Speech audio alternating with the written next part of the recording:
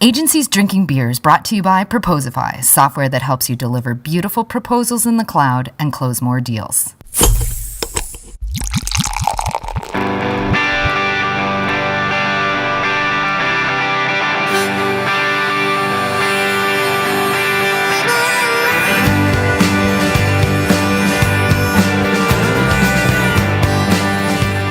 Hello, welcome to the show. So we're not going to spend a lot of time on this intro.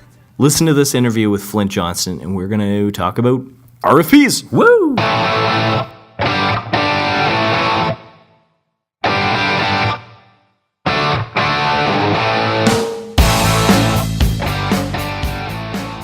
I'd like to welcome Flynt Johnson from Gravitate. They're a digital agency based in Vancouver, Washington.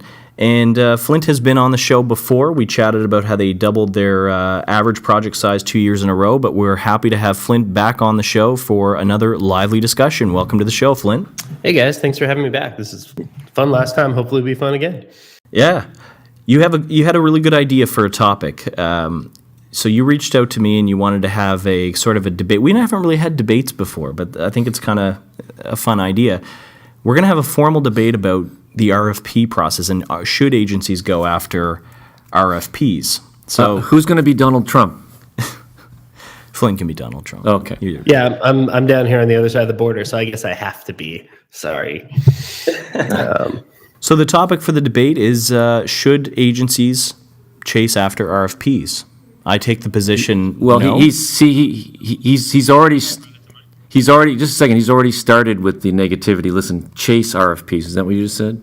Well, okay. What do you want to call the debate then? Should they respond to RFPs? Okay. Let's stay neutral here. Okay, fine. Yeah, see, that's why. So Kevin is going to be the moderator for this debate, and I think what we'll do is just a standard debate format, a traditional debate, if you will. Opening remarks, 3 minutes each. Then time for retorts, and then closing remarks afterwards. Yeah, it's going to be hard on me though because I do fucking hate RFPs. But I'm going to try to be very neutral. Yes, you got to be neutral. Okay. So I'm going to start with who wants to start? You decide, moderator. Well, actually, I think our guest should start. So that's not neutral. Each of you get up to 3 minutes to kind of opening remarks, talk about why you like or don't like RFPs, and start out a bit with your background too and experience with it. Go ahead. You go ahead and start, Flynt. I'm ready. Let's do it. So I'm going to treat this like a political debate now that you mentioned Donald Trump. So I'm going to just don't treat it like an American political debate because we're just going to be insulting people and being unprofessional. Treat it like a Canadian debate where they're way too nice. My plan was just to talk about some other stuff. Just wait till you hear what I'm going to say. So check it out. Okay. So first of all, I'll introduce myself. I'm part of our new business team here for Gravitate. We're about a 40-person company. We're in the other Vancouver, the smaller Vancouver. And I've been at this company for about 4 years now. And we've sort of reformed ourselves about 4 years ago. So I was part of the big change here and the new direction we were taking to become a little bit more of a real digital agency. Then the meandery part that I wanted to mention, because you guys just want to get straight to the debate. I just want to mention a couple of things. I've been following you guys a little bit through the podcast and some of the other stuff. I noticed you guys have been hiring, and I wanted to start off with a compliment and say you guys have been on point with everything you've been putting out. Like since you hired those new people, I can tell you got more time to think about what you're doing, and it's been not that you were doing badly before, but you're doing great. So thank you. Yeah. Now I don't have to talk as long about RFPs because I just used like a minute here. So No, it's all right. That's all right. No, come on. So here's the reason why I wanted to talk. Basically, I haven't listened to every podcast you guys have, but I keep up with them here and there. And it's kind of like when somebody brings up an RFP for you guys, it's kind of like somebody brings up your ex-girlfriend or something, and you're like, I hate her, right? It's like this visceral reaction to it. And I know exactly why that happens. And yet at the same time, we were looking at clients and we were saying, boy, forget about every one of our clients. Just look at who's in our portfolio, like our favorite clients. Like 80 or 90% of those started with an RFP. And when you go Googling online about RFPs and want to get some information, it's articles from Forbes about the death of the RFP and how you should never do one and how horrible they are. And all of this other information that's really to our mind, a little overblown. It's kind of, to me, it reminds me a little bit. There's a lot of people now who just talk about how much they hate email. And there's a lot of reasons to hate email, but it can be a really good tool if you use it correctly. The problem is people fill up your inbox with spam, and people send an email when they should, I don't know, come over and talk to you or send a Slack or whatever else they should be doing. And so you just kind of end up with this thing that feels like a pain to go through. But email itself is awesome. I can send you a message without having to go over to wherever you are, and you can read it whenever you're ready, no matter where you go. RFPs to us are sort of the same situation. A lot of people just use them horribly. And so they get this bad reputation because of the worst ones out there. A lot of, government RFPs are known to be specifically bad or particularly bad. But there's a bunch of other ones out there that are just awful from companies who should know better. And, we don't want that to taint everybody else who can actually use it to end up with a good partner and a good project at the end of the day, or whatever it is they're trying to acquire. So I don't know if that's 3 minutes, but that's my opening salvo. Well, that's great. Okay, Mr. Racky. Okay, here's my opening remarks. I'm going to start by quoting Ian Lurie, who said, RFPs are like a colonoscopy. Someone you don't even know gets to inspect you from the inside out. Sorry, I prefer to have dinner first. So my position is that RFPs are inherently flawed because, and I'm specifically talking about government RFPs, which is really the most common RFPs you hear are typically government because it's the law. They actually have to do RFPs. Sometimes the people behind them don't want to do them, but it's the law. They have to do it. And so in the interest of fairness, RFPs have to, essentially try to be neutral and play by the rules. And those rules are usually that you don't have a chance to date the agencies. There's no chance for them to invite questions, have one-on-one conversations. Everything has to be so fair that often there's just no room at all for them to invite discussion. So you can email them a question, and then they'll answer and they'll email everybody who was copied on it. I mean, the other thing is that RFPs are typically very expensive for agencies to go after. Usually the people putting them out invite too many people into them. They don't just choose between, 3 or 4 firms done their research. They kind of have a good feeling about a handful. They can often go out to hundreds of people. RFPs often ask the wrong questions. So they have, those matrix grids and scoring grids, and they're, assigning them point values and that sort of thing. And that's usually the wrong questions they're asking. What they should be talking about is their problem. Here's the problem we want to solve.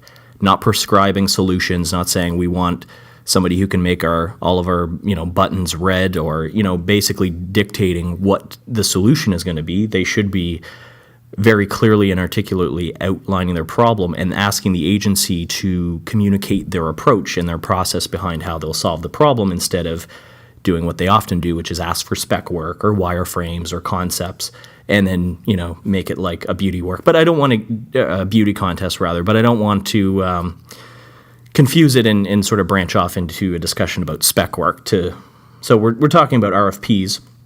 And, RFPs often define the timeline, too, which is crazy. So they say we need this done by a certain date, but they don't even know the full scope. They haven't talked to any of the agencies to see how long, the project is going to take. And then the final point is that these organizations, like I said, they have to do it according to the law in a lot of cases, if it's government especially, or just public. So they sometimes have no intention of awarding a contract and are just using the RFP as a vehicle to satisfy their legal requirements or gather intelligence on the industry. Or they already have an agency in mind, but they, again, have to do the RFP. And then the final point is that they are very coy, typically, with budgets, and won't give out their budget, which makes it virtually impossible to scope out for the agency. Was that 3 minutes? Yeah, now, Flynt, you have 1 minute to respond to that. Whoa, hardcore. Yeah, this is really hardcore, but I just don't like formats. This is kind of going to maybe feed into how we approach RFPs. How about we don't bother with the? We'll keep it. Let's just have a debate. No, we're good. I'm just going to be Donald Trump here for a second, and I'm going to ask some questions. Right? Oh, good. I'm going to turn to his podium or his lectern and say, "Well, Kyle, have you ever had a project that you maybe you're close to starting, and this was back in your agency days, or you just started and you're getting ready to work, and all of a sudden, out of nowhere, they drop this huge technical requirement about of the project that they hadn't mentioned to you. Have you ever had that happen? I can't say personally I have that specifically, but I'm sure it happens. Okay. Or similarly, and maybe you're going to have the same answer because you want to beat me in this debate. I know you really had to have it, but that's fine. Have you ever written a proposal that, you have a contact in a company, there's no RFP here, they're talking to you about what you want, it sounds like a great fit, you're putting everything together to wow this person and all the goals they put out for you, and then they take it to their CEO and the CEO says, this isn't what we need, I hate this, right? It's awful. Yeah, that's happened. So, what you're talking about with RFPs are people who use them terribly, right? But there are a lot of benefits that are inherent to using an RFP process. And the government is not the best example of people who know how to use an RFP process correctly, right? So when they're used correctly, one thing you do is you make sure you have consensus from your team before you're reaching out to the agencies you might want to work with. So you all are at least somewhat on the same page of what you're looking for and what your goals are. Again, there are companies who put out RFPs that they're not all on the same page, but if you're using it correctly, that's what you're getting out of it. And you're also making sure that the communication's been really clear. I might look at somebody's website, for example, and not realize that there's a plugin in there that's really vital to them because you can't really tell from looking at it on the public side. That is going to be difficult for us to use. But in an RFP, if you get all your technical details out there, all of a sudden, you're in a much better scenario to scope and figure out if you can help them and talk about what a realistic budget and timeline and everything else is. So when they're used correctly, I think they can be great. I'm actually working on a RFP response it's due this afternoon. They sent us this 2-page document that just laid out their goals. And it's a little snarky. It's a little bit fun. Maybe I'll share this with the client later if we end up working together. But at one point towards the end, they say, yeah, we'd like this. Oh, and by the way, if you could help us win a Webby, that'd be great too, right? So they're actually having fun with the process. But what they used it for was a communication tool to say, okay, if we're going to have a call and you're going to you're going to ask me 100 questions, let me tick off the top 50 I know you're going to need to know right away, and then we can get to the meat of what we really need to talk about. So that's the one side of it. That's the sort of people using RFPs wrong side of it. The flip side of it, in terms of how you can approach them, is it's perfectly fine to say no. I mean, they're not all good. A lot of them are awful. And our typical rule, we break this every now and again, is if they won't get on a phone call and discuss it with us, we just don't respond. And we're really clear about it. We're really straightforward about it. Philosophically, if we are responding, and let's say we know they're sending it out to 20 different agencies, and they've really dictated a stringent way that they want people to respond, we just completely ignore that. And we say, listen, if 20 agencies all respond exactly the same way, they're all apples to apples, they're all saying, yes, your ideas are fantastic, we're going to do this exactly the way that you're prescribing, and Bob's your uncle, we're going to have a great project at the end. And there's one company that is saying, whoa, we have some problems with this, or we think there might be some better solutions here, and we think we can help you get those, and we can even probably do it within your budget, right?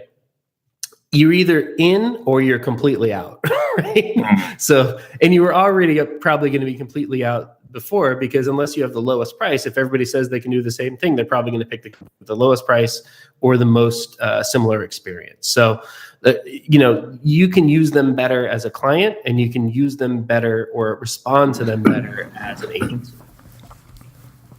Let me interject here. What I find interesting, Flynt, is I think Kyle and I, and what Kyle's alluding to is we're a bit jaded. I think a lot of this has to do with demographics. We're in a very small province with 1 million people. There's a lot of people going after the same business, and we're very much, large, over-bloated government. That's just kind of the way things are here. And so therefore, the majority of RFPs are from government here. And they're very, number one, as Kyle said, they kind of know who they're going to go to, and it's just a formality. These are just a few of the things I think that have jaded us. And also, they have, they're 30-page documents. I mean, I wish we could get a 2-page document from an RFP. We never got that. It was always all this bullshit, this government bullshit. And then on top of it, the government talks about how green they are, and they want like 15 printed proposals. And you're going, are you kidding me? Signed in unicorn blood. Yeah, the If I unicorn can just blood. interject one other thing to that, too. Like, we get some of those that are 30 pages, and they say, and your response has to be 10 or less. And we're like, what? You can't even write a 10-page RFP. When the RFP dictates how the proposal should be structured, which page needs to come before which page, what font it needs to be in, that nothing fucking pisses me off more than that. So one thing just to kind of clarify, because I think, we're just for fun, we're treating it like a debate, but I think we are mostly on the same page. Where I think there's a little bit of, some terms need to be explained more, is when I think of the term RFP, to me that's like we're talking about the tendering process. We're talking about you go to an actual tendering site, or there's a formality behind it. You're it's talking great about ones that are publicly listed. Like Merck's, for example. To me, like a private company that says we want to hire an agency, and they go and they talk and get some references and research and say, okay, I think these 4 or 5 agencies would probably be the best fit for us. We're going to privately contact them, send them a 2-pager outlining our problem, and then invite them all to pitch and explain how that's perfect. That's exactly what they should be doing. But for me, I guess maybe the term RFP is what's jaded, I guess, because like Kevin said, most of our experience has been with government, and typically when you say tendering process or RFP process, we think of larger publicly owned public companies that it's a legal requirement for them to put it out. So they're used to putting out RFPs for road construction and signs, and so the whole mindset behind it is we're going to compare. They're comparing apples and oranges, and they don't realize it. They're saying, okay, if we get back 100 responses, we're going to take, the cheapest ones. We're going to automatically throw those out. We're going to automatically throw out the most expensive ones. We're going to look at the ones in the middle, and then if we deem that it comes down to a short list of 3 proposals, and they seem to be all equal quality, equal experience, then we're automatically going to go with the lowest bidder. There's no talk of fit. There's no talk of like, let's sit down and have a conversation and see, this agency, they're a little bit more expensive, but, our values align a little bit more closely. We feel better about, the process that they've outlined. There's just no talk of that. And so that's where I think the whole concept is pretty flawed. Yeah, I can't argue with that. I think this isn't coming from me. This is coming from, I'm not going to be able to remember the guy's name right now, but he's a public policy guy, digital marketing guy in the U.S. And his claim is that the worst website per dollar in the world is a website called sam.gov, which is where you go to sign up to be a potential vendor for government contracts in the United States, federal contracts. And this site is now costs over, I think it's in the tens of millions of dollars, and it doesn't work. It is the most painful. Like, if you go to that site and you see something and you want to open it up in another tab, it's so old and broken, it'll just open up the same information that was on your previous page in a new tab. It can't even do that. And so I think the point I'm trying to make here, we're sort of arguing from the same side now, which I sort of expected a little bit. But the point I'm trying to make here is those could even be better, right? The understanding what they're doing wrong, because that site was built, that sam.gov site was built via an RFP process, and they chose somebody that was really good at checking all the boxes, but really bad at making websites. And then they probably tied their hands in the process as well, of actually working together in terms of how it was bid or something like that. So they didn't even have the opportunity to say this is a better solution, if they even knew that there was such a thing. But that's the part of the reason there's government bloat and horrible government websites here. I've only seen a couple in Canada. I can't speak for Canada, but in general, and that those sites still cost way more than they should have. Right? Like if they had been smarter about how they found a partner, they probably would have paid less or at least the same, and probably have better work. But they're totally handcuffing themselves. And so I think part of this conversation for me too is saying like, hey, can we help these people make their purchasing process better? Because they're looking at like if they're purchasing a product, right? Like where they have an RFP for beans for all the cafeterias, and the next day have an RFP for a website or digital marketing, right? They treat them exactly the same, and just understanding that that is a horrible idea, and putting some tools out there that might slowly over time kind of eat into that. You could certainly, I'm sure, find data pretty easily that would point to the fact that the dollars spent on sites through very bureaucratic RFPs versus the quality and return on investment of those sites or whatever endeavors, whatever they might be, is probably lower than in the business sector for similar projects. We became pretty friendly with a couple of guys over at the Nova Scotia government, their communications arm. And I remember when we first started thinking of the prototype, we owned an agency. We were in talking to Alan and I can't think of the guy's name. Anyways, great guys down there. And Jeff. And then Jeff, yeah. And we were like, this is what we're doing. And then all of a sudden we mentioned, it would be great to have a system like Proposify.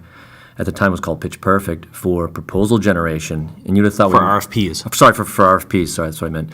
And you thought we invented ice cream, and they were like, "Wait, what? You can help us?" Because they hate it. I mean, they hate it as much as we do. I mean, they just the process for them is so painful that they basically are just getting lazy, and they're just cutting and pasting crap that doesn't even make any sense.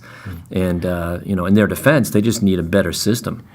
Well, yeah. Think about what they're doing. They send something out, and all the agencies kind of slap their forehead and go, "This is awful." The best ones who have enough business already say, "We're not responding to this." And then they're left with people who love sifting through 30-page bureaucratic documents and sending them, boilerplate in return.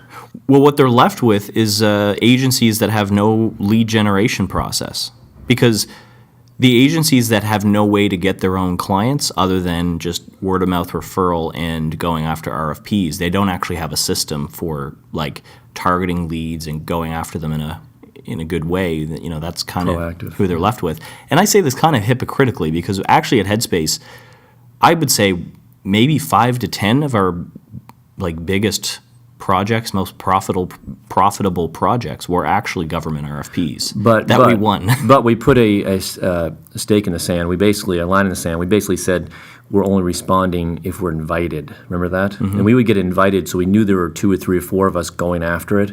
Rather than, because I signed up for Mercs. I'm not sure if you have Mercs in the state, but it's you pay pretty good money and you can go on there and look through all the RFPs throughout Canada and in North America actually. And I never won one project out of that.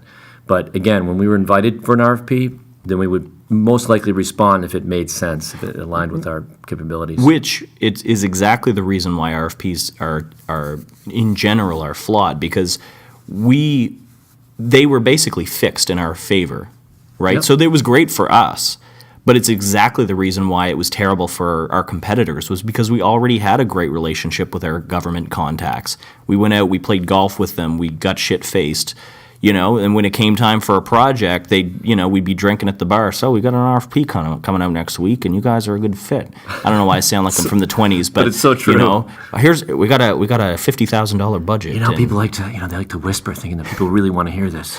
Exactly. So the thing is, the fact that we won it is actually, I think, enhances the point that they are often bullshit. Yeah.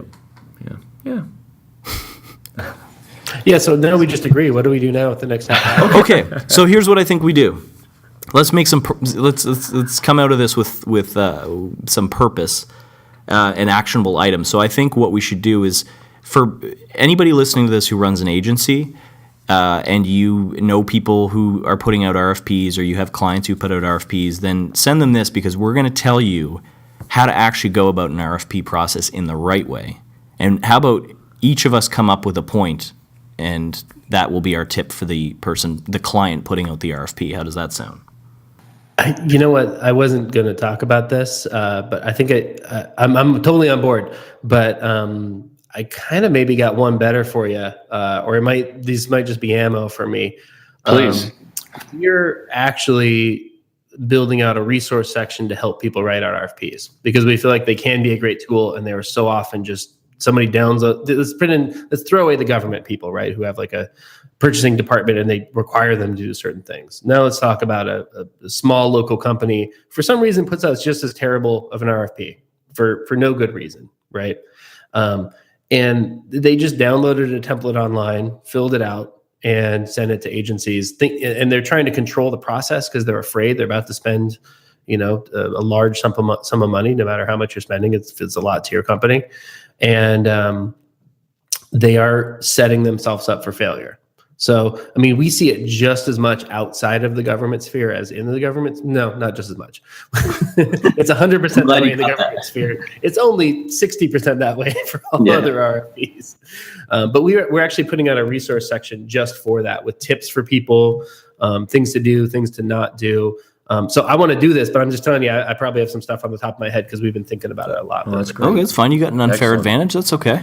So go ahead. Give us a tip. Okay. I got a good one. So, in a nutshell, when people are sending out the RFP, and again, not a government agency now, we're talking about a food company, let's say, right? We got one from a food company not that long ago.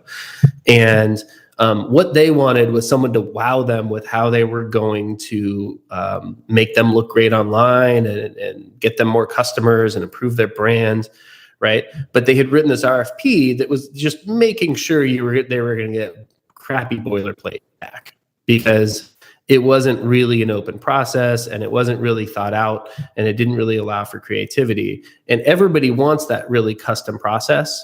And but sometimes you just hamstring the agencies without realizing it because these companies write a web design RFP if they're using it every 3 years or 5 years, so that it's a whole new person every time who's never done it before. They learn a lot in the process. They probably say, I do this differently next time, and then somebody else is doing it next time. So I think just remembering that the goal is to get a great plan and a great partner would inform every question, answer, bit of information you put through everything else.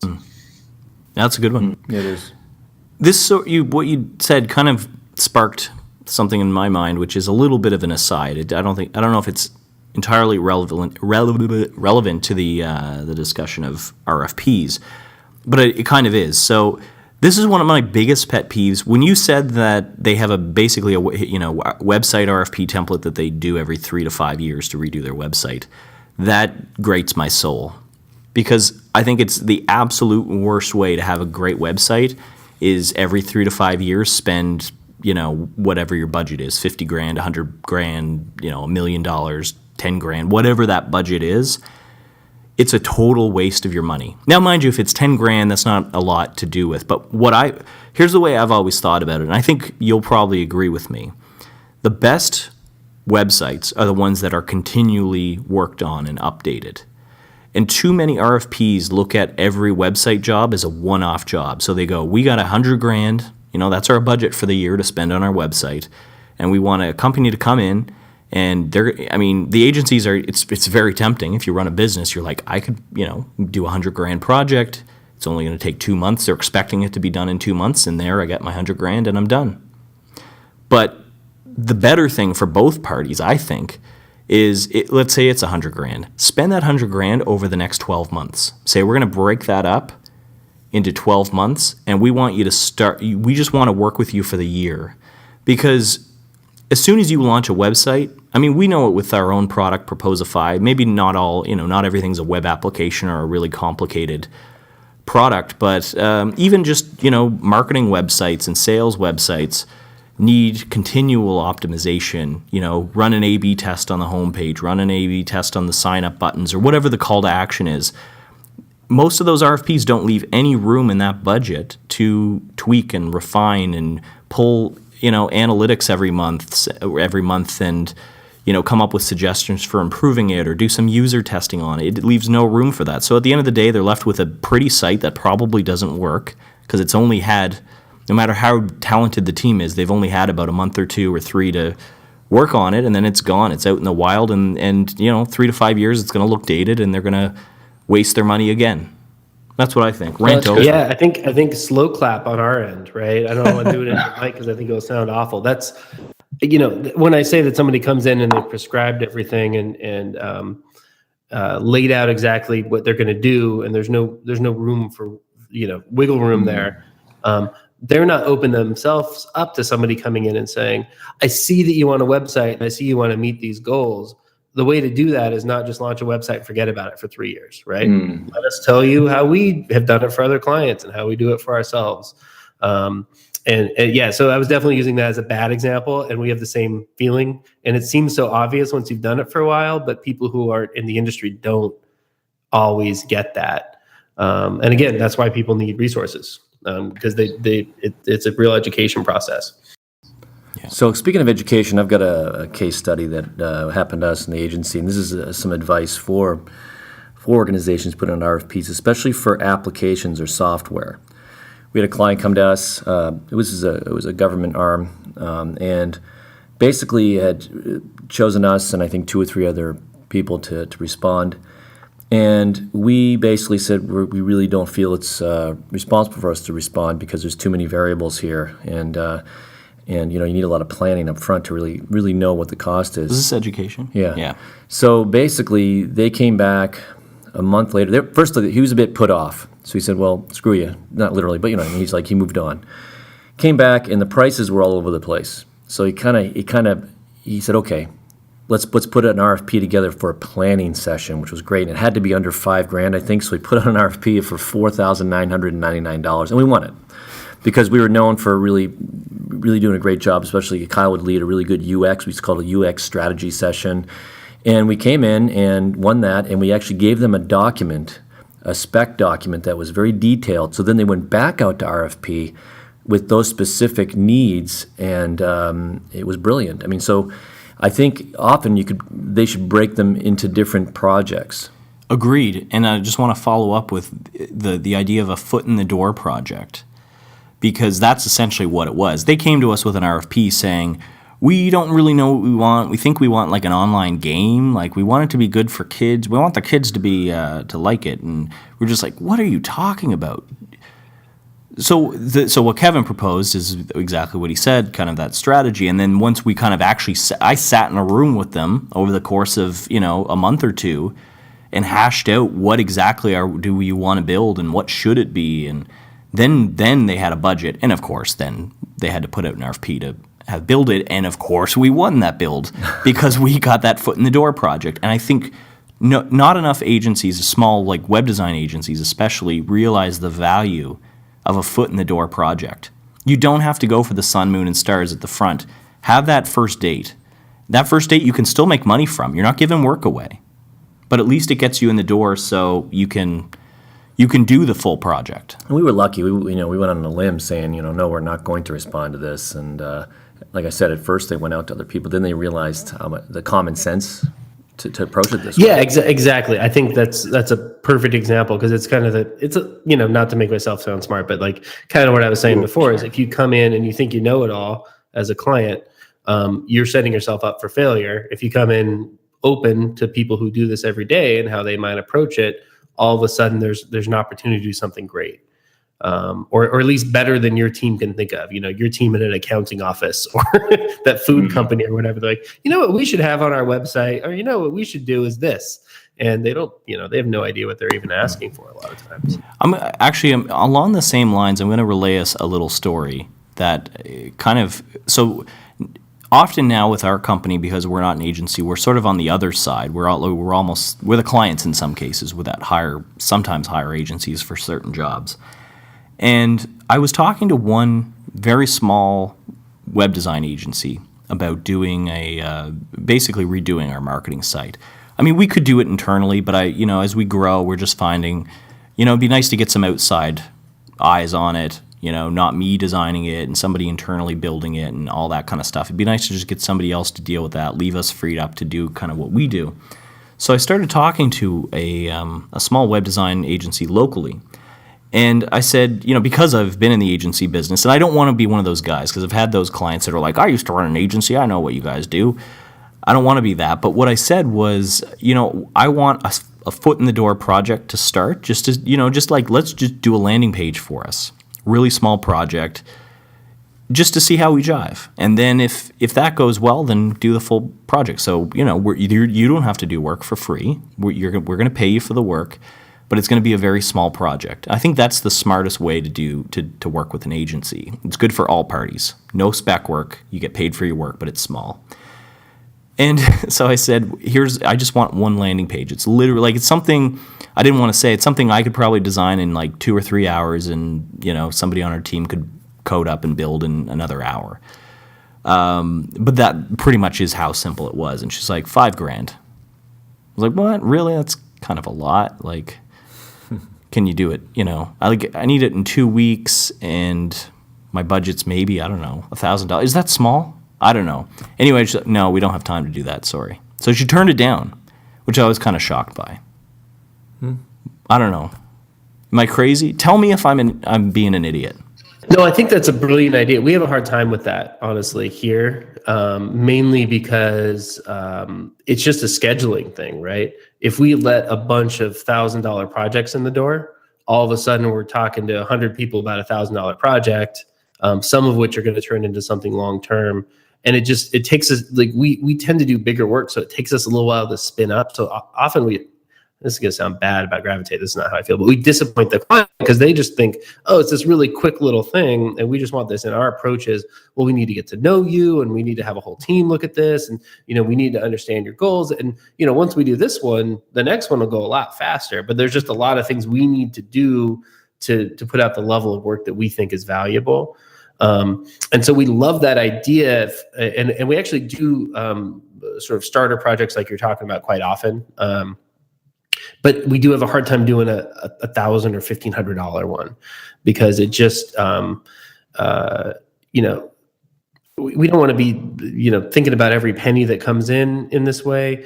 But you got a big client you've been working with for 2 years, and they're giving us multiple times that per month to keep maintaining their site or doing marketing or whatever. And then you get this $1,000 thing, and you're just not quite sure how to fit it in. And so we've struggled with that a little bit too. And obviously when it looks like a great opportunity, either because, budget, or because we're just excited to work with that team, we can make a lot of exceptions there, but it's not cut and dried for us. Yeah, fair enough. I mean, I think there's levels of agencies too. Exactly why we talk about the RFP process being not apples and apples, it's apples and oranges, because there's your two-man shop that does WordPress installs, and then there's the happy cogs and clear lefts and all the sort of more, I don't know, I guess, authoritative voices in the web design agency space. And then there's a huge amount in between that are on the high end, the low end. You guys are kind of on the, it sounds on the, higher end. Maybe you don't want to take on the $1,000 projects, but like you said, it sort of depends on who it is. If there's a bigger here's what I think. Regardless of whether you're on the low end or the mid end or the high end of agency work, if it's a great client that has a ton of work, and this is just like basically a project handshake to just do something really small together to see it out, I think it's worth taking on. I would take it on if I was an agency owner, but maybe I've lost my perspective. I don't know. Yeah, I don't want to. That's a little. I don't want to say mercenary. If it was us, I'd say that was a little mercenary. I don't want to say that about you, but we think about a lot of different things in that case. And so, like, I can tell you, for example, we did a project recently that's way lower than we would usually do, but it's a nonprofit who builds wells for people in Africa, right? And they're local. We like the guy we were working with. He has some experience. He has enough experience to kind of know what he's asking for and work quickly and give us the kind of feedback we needed. But he also wasn't so full of himself that he was going to tell us how to do everything. We thought, this is great. I think we can work with you. I think we can deliver value. I think we can do this for a lot less than we typically would. And we just want to do this. And so that's sort of a really clear-cut case where if you have the time, that's a good thing to do. But there are other times, there's two sort of equal-looking companies, And one of them, you can just tell immediately they are going to be a bear to work with, and every decision is going to be really hard. And the other one, you just get along really well. You're philosophically aligned. They believe in what you do, and they like your work, and you think they have a great company, and there's a big opportunity for them to promote themselves. We're a lot more open in that scenario than the scenario where where everything's being run through a 20-person board or something. Mm-hmm. I mean, that's the other thing too, is that sometimes budget does not dictate profitability, because I've had $100,000 projects that we've lost money on, and $5,000 projects that our margins were incredible on, because it was like literally a couple days of work. You know what I mean? So, I mean, that's the other thing too, is sometimes we think, okay, this project's $1,000, this project's $10,000, this project's like $500,000, and we kind of assume the greater the budget, the higher the profitability, but it's not always the case, is it? And you would know more, you would have more recent examples in your head than I would. Oh yeah, for sure. I'd say there's another side to that too. Sometimes the work is just better when you're philosophically aligned with your client, right? And I don't mean just you feel better as a designer because the site's really cool and you can show it to your friends. I mean, you look at the statistics, the kind of traffic they're getting, whatever, again, whatever this project is, it could be a website, could be marketing, whatever. Websites are easier to talk about. And it's just a better project because they trusted you. You guys were able to, go back and forth, maybe toe to toe on some decisions and argue for the best possible outcome. And, lo and behold, the end project is better versus the one who they don't trust you. You don't like working with them. And the end result is sort of mediocre. Flynt, I could probably keep talking about this and finish off this bottle of Bombay Sapphire that I'm drinking right now, but it's going to be like an hour and a half podcast if we do that. So I think we covered a lot of great points. Do you have anything else you want to share, I guess, before we close it out? Any additional tips for either, clients putting out RFPs or the agencies that are responding to them? Yeah. I think I mentioned before, we don't respond unless somebody gets on the phone. It's just a firm rule. We figure if they're sending it to so many people that they don't have time to talk to them, we're just not interested. And maybe that's a sign that we get enough RFPs to be picky. Not everybody gets in that position. So that's a big one for the agencies. As far as clients go, and I think this is good thing to remember for agencies too. If you're using an RFP correctly, at the end of the day, when you've selected who you're working with, what you should be able to say is, this process was valuable because we know we have the right partner. Right. We have done our due diligence. We've dotted our I's and crossed our T's, and from our perspective, that means you've talked to them and you get to know them a little bit and you know who your team's going to be, all that kind of stuff. Other agencies might have a different way of defining who the right partner is or how you'd think about that. But at the end of the day, you feel like, hey, we're excited to work with these guys. We actually know who they are. It's not just somebody's email that I sent them an email. They sent me a Word document. They sent us a PDF. We sent them another email, and now we're going to work together. We've never even talked on the phone. Right. And so I think that's really valuable. Thank you so much for being back on the show, Flynt. Awesome discussion. Yes. Thank you. Yeah. Thanks, guys. I didn't even mention at the beginning. So it's 10 a.m. here, a little after now. I had a beer for you, just for you guys. I went out and we have a kegerator in the office, and we're not supposed to have them this early, and I had a beer. Oh yes, very nice. Thank you. And just to set the scene, I'm not only that, it's a small one. I'm drinking it out of a champagne glass. What kind of beer? Fancy. What kind of beer is it? I think it might be there's a local brewery here. I think it's a Shadow Ninja IPA, if I remember right. I'm going to have to confess that I am not one of the rare few who have not watched Mad Men before, like all of it.